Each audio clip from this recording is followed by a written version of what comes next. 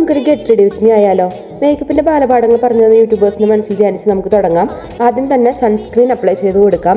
UK അല്ലേ, ചൂട് കുറവല്ലേ, എന്തിനാണ് സൺസ്ക്രീൻ എന്നൊക്കെ ചോദിച്ചാൽ ഇതൊക്കെ ഒരു ആചാരമല്ലേ, പിന്നെ ഒരു സ്കിൻ കെയറിൻ്റെ ഭാഗമാണ്, അപ്പം നമുക്ക് പിന്തുടർന്നേക്കാം. സോ നമ്മൾ നമ്മുടെ മുഖത്തേക്ക് അതൊക്കെ അപ്ലൈ ചെയ്ത് കൊടുത്തതിന് ശേഷം ഒരു ലിപ് ബാം ഇട്ട് കൊടുത്തു. ദെൻ നമ്മളൊരു സ്ട്രോക്ക് ക്രീമാണ് ഇട്ട് കൊടുക്കുന്നത്. വളരെ കുറച്ച് ഇട്ട് കൊടുത്താൽ മതി ഇപ്പോൾ, കാരണം നമ്മൾ ഇനിയും ഇത് അപ്ലൈ ചെയ്ത് കൊടുക്കാനുള്ളതാണ്. അപ്പോൾ സോ വല്ലാതെ ആർഭാടാക്കണ്ട. അത് മുഖത്തും കഴുത്തിലും ഒക്കെ നന്നായിട്ട് തേച്ച് പിടിപ്പിക്കുക.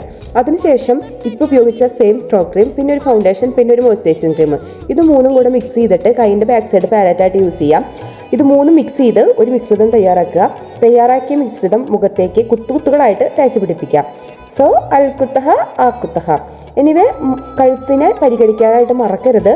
മുഖത്ത് മാത്രമല്ല കഴുത്തിലും കൂടെ നമ്മളിത് അപ്ലൈ ചെയ്ത് കൊടുക്കണം. നന്നായിട്ട് ബ്ലെൻഡ് ചെയ്യുക. അതിനുശേഷം ഈ സ്റ്റെപ്പോട് കൂടെ തന്നെ നമുക്ക് നമ്മുടെ മുഖത്തൊരു ഗ്ലോ ഒക്കെ ഫീൽ ചെയ്ത് തുടങ്ങും. അതിനുശേഷം നമുക്ക് കണ്ണിലൊരു താജ്മഹൽ പണിതേക്കാം. സോ ആദ്യം നമ്മൾ അതിന് വേണ്ടിയിട്ട് ഐബ്രോ റെഡിയാക്കി എടുക്കുകയാണ്. ഐബ്രോ പെൻസിലെടുത്തിട്ട് ഐബ്രോ കുറവുള്ള സ്ഥലത്ത് ഫില്ല് ചെയ്ത് കൊടുക്കുക.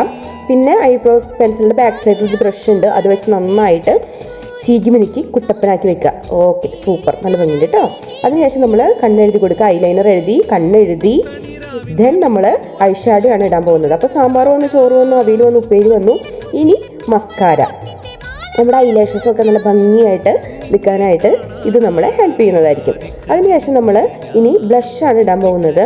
സോ നമ്മൾ നമ്മുടെ ഇത്ര നേരം കുത്തല്ലേ, ഇനി കുറച്ച് നമുക്ക് തോണ്ടി കൊടുക്കാം. മുഖത്തും മൂക്കിൻ്റെ തുമ്പത്തും ചീക്കിലൊക്കെ ബ്ലഷ് ഇട്ട് കൊടുക്കാം. കണ്ട ആരെങ്കിലും നമ്മൾ അടിച്ചു എന്ന് തോന്നണം. അതിനുശേഷം നമുക്കൊരു ലിപ് ഗ്ലോ ഇട്ട് കൊടുക്കാം. ഇനി നമ്മൾ ലിപ്സ്റ്റിക്കാണ് ഇടാൻ പോകുന്നത്. ഈ ലിപ്സ്റ്റിക്കിന് ഒരു പ്രത്യേകതയുണ്ട്. നമ്മൾ എന്തൊക്കെ ചെയ്താലും ലിപ്സ്റ്റിക്ക് ഇട്ടില്ലെങ്കിൽ ഒന്നും ചെയ്തു എന്ന് തോന്നില്ല. ഇനി നമുക്ക് ഒന്നും ചെയ്യാൻ സമയം ഉണ്ടായില്ലെങ്കിൽ അറ്റ്ലീസ്റ്റ് ലിപ്സ്റ്റിക്കെങ്കിലും ഇട്ടാൽ ഫുൾ മേക്കപ്പ് ചെയ്തൊരു ഫീല് കിട്ടും.